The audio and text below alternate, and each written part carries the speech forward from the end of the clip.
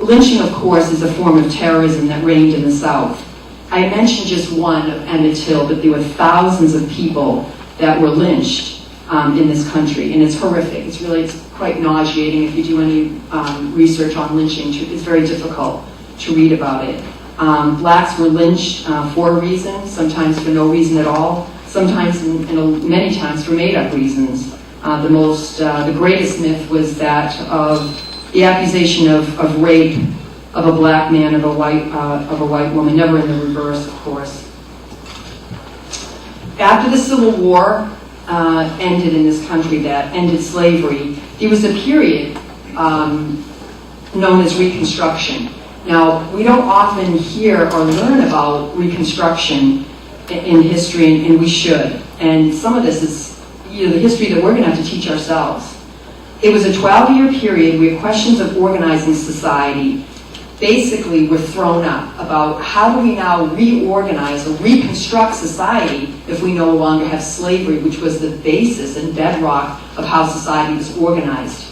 We don't no longer have slavery. How was it that we would to construct society? Now, this period of Reconstruction saw incredible gains and significant gains that blacks made during that time of 12 years. It had been illegal for slaves, as people know, to read and write. And now, for the first time, we were seeing that they were, and literacy rates were soaring. The first public schools were reformed. Blacks were not only voting, they were running for office, and they were winning elections. But in 1977, the federal government abandoned the project, and white supremacy sought to reimpose its dominance.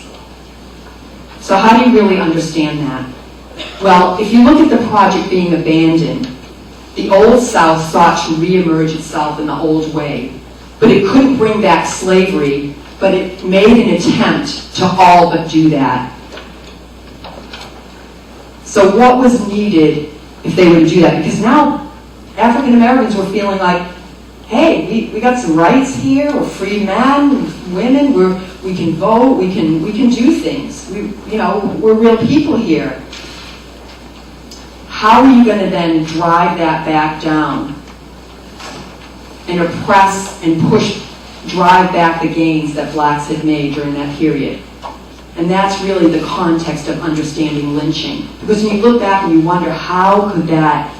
And there was a mentality that was born and bred in the South that this shouldn't happen, and that God didn't want it this way. It really wanted the whites on the tops and the blacks to have no rights.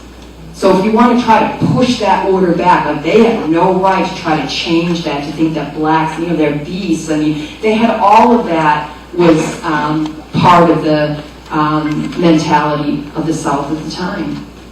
And lynching was really a way to try to terrorize. It was. Of course, it was an effective form of terrorizing African Americans to never ever question what whites said.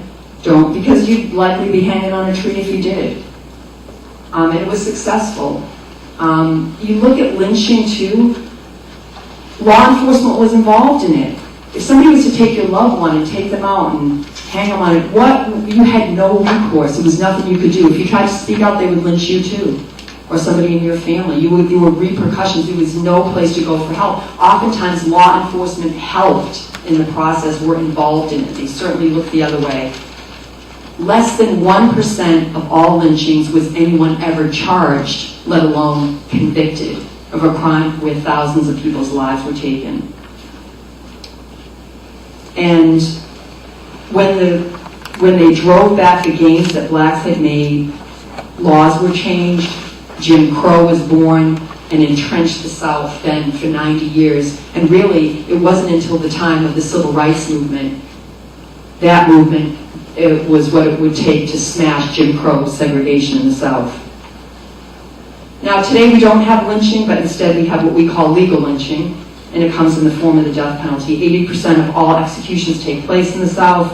80% of all lynchings also took place in the South. You're much more likely to get the death penalty if the victim is white than if it's of another race. 20% of all those executed were tried by all white juries. And then, of course, there's the people. the people and the stories that we know, like Marvin, like Lawrence, who you'll hear from. Hi, Lawrence. And also the people that are on death row right now. People may know of some of these names. Troy Davis, who after 19 years is still fighting for his life on Georgia's death row, even though nearly all the witnesses have recanted in his case. And thankfully, he recently won a new hearing, and that was basically because of people on the street, not because of in spite of the courtroom, I would say. Rodney Reed, who's on Texas death row, he was tried and convicted by an all-white jury. He's been there for over 10 years.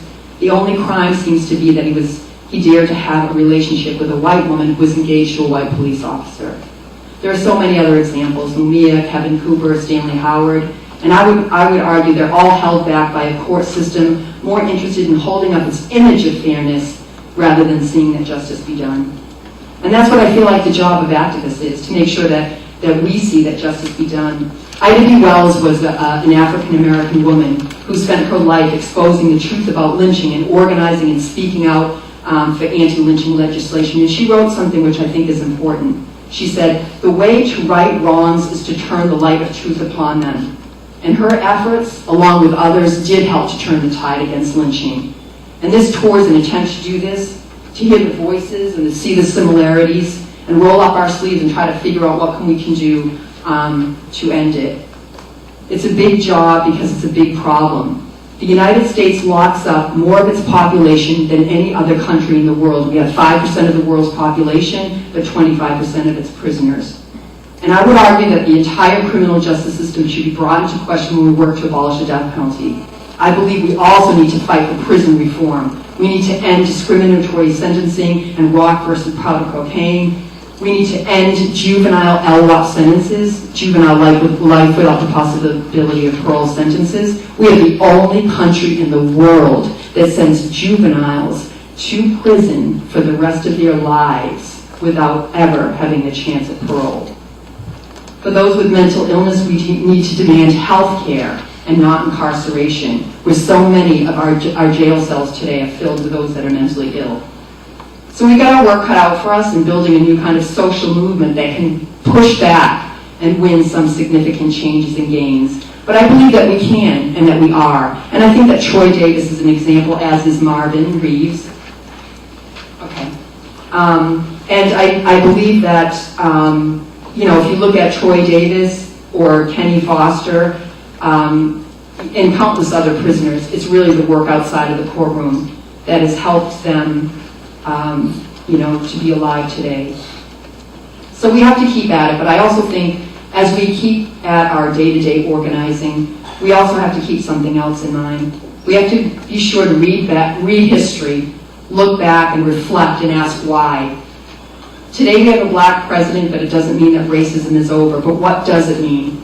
What does it mean to have the Democrats in office presiding over the biggest bailouts to Wall Street that have ever been given? And why are people like Troy Davis on death row, but the John Burges that tortured Marvin? And when you look at people like the owners of the mines in Virginia, where the 29 miners were killed, why are not they seen as criminals in our society? Isn't that serial murder when you knowingly skirt safety rules that ultimately take the lives of 29 people?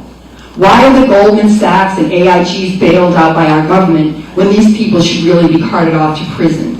They're now then allowed to give themselves bonuses. So I believe that we do need to demand that our politicians who love to pose as being tough on crime instead get tough on the causes of crime. We need to look at the root causes of crime, which are bred by inequality and poverty. We can forecast the weather. Well, I believe we need to start talking about crime in that way. You know how when you watch the news and they say, and we see the precipitation building and it's brewing and it's coming over, and so we can expect showers later in the day. Well, guess what? We can also forecast crime the same way.